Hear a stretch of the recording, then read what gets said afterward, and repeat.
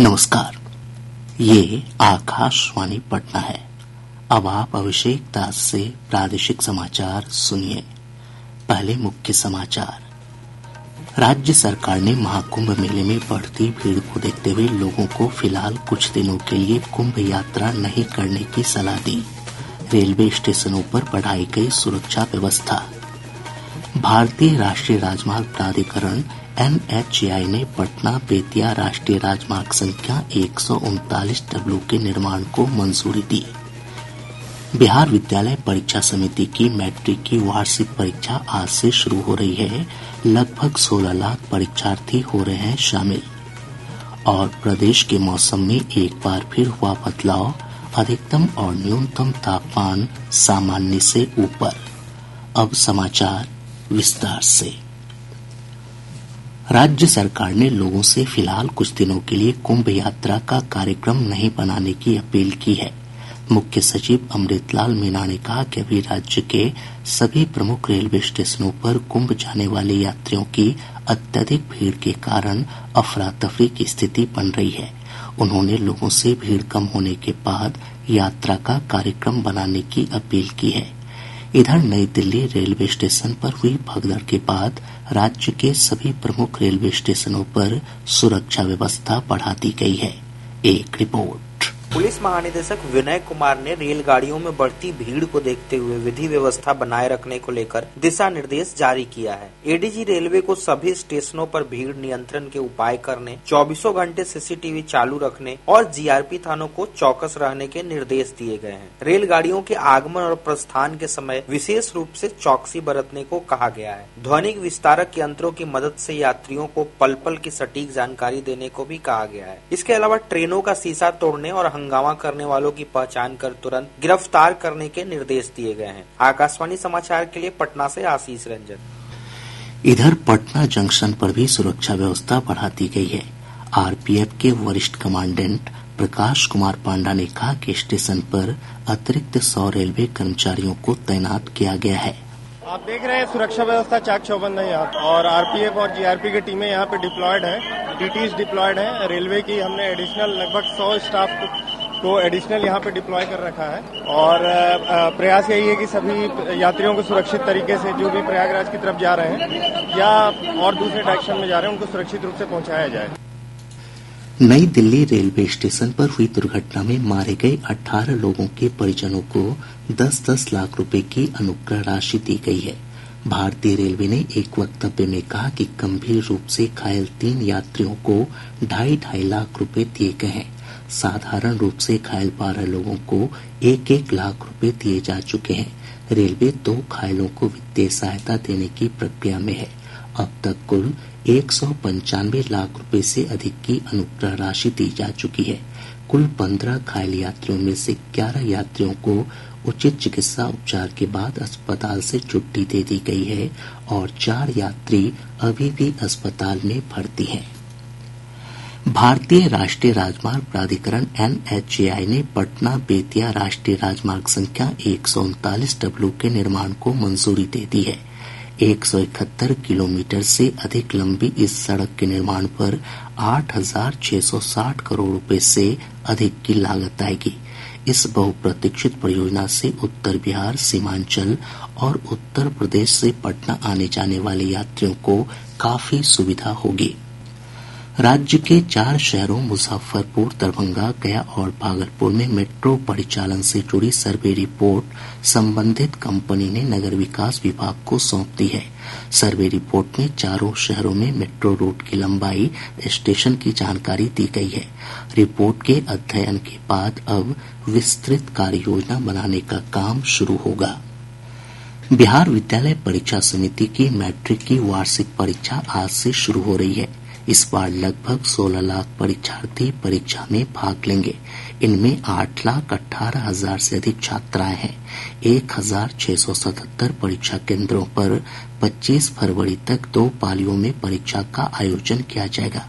और ब्यौरा हमारी संवाददाता से। पहली पाली की परीक्षा 9:03 से शुरू होगी। परीक्षा केंद्रों पर विद्यार्थियों को प्रवेश दिया जाने लगा है। बोर्ड ने स्पष्ट किया है कि परीक्षार्थियों को परीक्षा शुरू होने से 30 मिनट पहले तक ही परीक्षा भवन में प्रवेश दिया जाएगा। परीक्षार्थियों के जूता मोजा पहनकर आने पर रोक रहेगी। परीक्षा केंद्र का गेट बंद होने के बाद दीवार फांदकर प्रवेश करना आपराधिक कृत्य माना जाएगा। परीक्षा केंद्रों के आसपास निषेधाज्ञा लागू कर दी गई है। बोर्ड ने मैट्रिक परीक्षा को लेकर पटना में एक कंट्रोल रूम की स्थापना की है। इसका नंबर है 0612-223-2257 और 0612-2232-227। इन दोनों नंबरों पर किसी भी प्रकार की सहायता के लिए संपर्क किया जा सकता है। समाचार कक्ष से मैं डॉक्टर सविता पारीक। इधर शिक्षा मंत्री सुनील कुमार ने विद्यार्थियों के उज्जवल भविष्य की कामना की है और उन्हें बेहतर परीक्षा के लिए शुभकामना दी। प्रदेश में इस वर्ष 4 लाख से अधिक किसानों से 39 लाख मीट्रिक टन से अधिक धान की सरकारी खरीद हुई है। सहकारिता विभाग की समीक्षा बैठक के दौरान अधिकारियों ने विभागीय मंत्री प्रेम कुमार को ये जानकारी दी। यह निर्धारित लक्ष्य से 13% कम है। हालांकि पिछले वर्ष की तुलना में इस बार 21% अधिक धान की खरीद हुई है। प्रदेश के 1,67,000 से अधिक किसानों के बैंक खाते में आज फसल सहायता योजना की राशि भेजी जाएगी। यह राशि वर्ष 2022-23 के रबी मौसम की क्षतिपूर्ति राशि है। किसानों के निबंधन आंकड़ों में विसंगति के चलते इस राशि का भुगतान लंबित था। कृषि विभाग ने खर्च की राशि में अनियमितता पाए जाने पर पटना, किशनगंज और गोपालगंज के जिला कृषि पदाधिकारियों को कारण बताओ नोटिस जारी किया है। प्रधान महालेखाकार कार्यालय लेखा परीक्षा की ओर से राशि निकासी और उसे रखने को लेकर आपत्ति की गई है। प्रादेशिक समाचार आप आकाशवाणी पटना से सुन रहे हैं। ताज़ा समाचारों के लिए आप हमारे एक्स हैंडल AIR_News_ पर जा सकते हैं। पश्चिमी विक्षोभ के प्रभाव से प्रदेश के मौसम में एक बार फिर बदलाव हुआ है। मौसम विभाग के अनुसार राज्य का औसत न्यूनतम और अधिकतम तापमान सामान्य से ऊपर बना हुआ है। विभाग ने कहा है कि यह समय गेहूं के पटवन के लिए उपयुक्त है। किसानों को जल्द से जल्द गेहूं के फसल की सिंचाई की सलाह दी गई है। अब खबरें महाकुंभ से।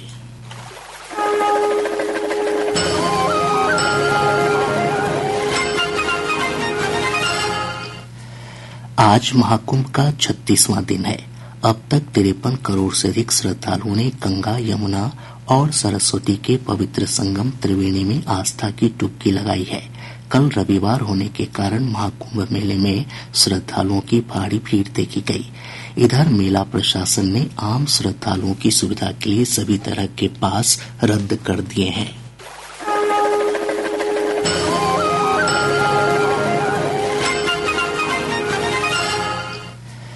आज भारत रत्न जननायक कर्पूरी ठाकुर की 37वीं पुण्यतिथि है। इस अवसर पर पटना में आयोजित मुख्य राजकीय समारोह में मुख्यमंत्री नीतीश कुमार और उप मुख्यमंत्री सम्राट चौधरी तथा विजय कुमार सिन्हा समेत राज्य मंत्रिमंडल के कई सदस्य कर्पूरी ठाकुर को श्रद्धांजलि अर्पित करेंगे। इस अवसर पर जदयू प्रदेश कार्यालय में भी कर्पूरी चर्चा का आयोजन किया जाएगा। इधर कल जगजीवन राम संसदीय अध्ययन और राजनीतिक शोध संस्थान द्वारा प्रकाशित पुस्तक लोकतंत्र के कबीर भारत रत्न जननायक कर्पूरी ठाकुर का लोकार्पण किया गया। इस अवसर पर आयोजित कार्यक्रम में विधान परिषद के उपसभापति प्रोफेसर रामवचन राय और जदयू के वरिष्ठ नेता मनीष वर्मा समेत कई गणमान्य लोग उपस्थित थे। स्नातक के नए शैक्षणिक सत्र के एक सेमेस्टर में पर्यावरण विज्ञान की पढ़ाई अनिवार्य रूप से करवाई चाहिए। विश्वविद्यालय अनुदान आयोग ने इस संबंध में सभी विश्वविद्यालय के कुलपतियों और राज्य के शिक्षा सचिवों को पत्र भेजा है। पत्र में कहा गया है कि सर्वोच्च न्यायालय के निर्देश के आलोक में स्नातक के पाठ्यक्रम में पर्यावरण विज्ञान को शामिल किया गया है। परिवहन विभाग की ओर से सड़क सुरक्षा अभियान 2025 के लिए आज से राज्य स्तरीय कार्यक्रम आयोजित किया जाएगा। पटना के अधिवेशन भवन में परिवहन मंत्री शीला कुमारी इस कार्यक्रम की शुरुआत करेंगी। परिवहन सचिव संजय कुमार अग्रवाल ने बताया कि कार्यक्रम के दौरान सड़क सुरक्षा को बढ़ावा देने के उद्देश्य पर आधारित डॉक्यूमेंट्री का प्रदर्शन किया जाएगा। स्वास्थ्य विभाग नवविवाहित जोड़ों को परिवार नियोजन के प्रति जागरूक करने के लिए नई पहल किट उपलब्ध करा रहा है। विभागीय अधिकारियों ने बताया कि इसमें परिवार के समग्र विकास की थीम पर आधारित आवश्यक सामग्री शामिल की गई है। जमुई जिले के झाझा थाने के बलियाडी गांव में कल कुछ लोगों पर पथराव के बाद स्थिति तनावपूर्ण हो गई है। मामले की गंभीरता को देखते हुए जिलाधिकारी और एसपी घटनास्थल पर कैंप कर रहे हैं।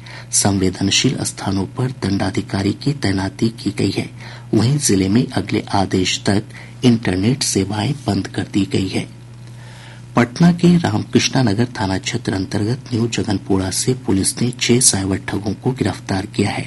इनमें से 5 साइबर ठग कर्नाटक के हैं।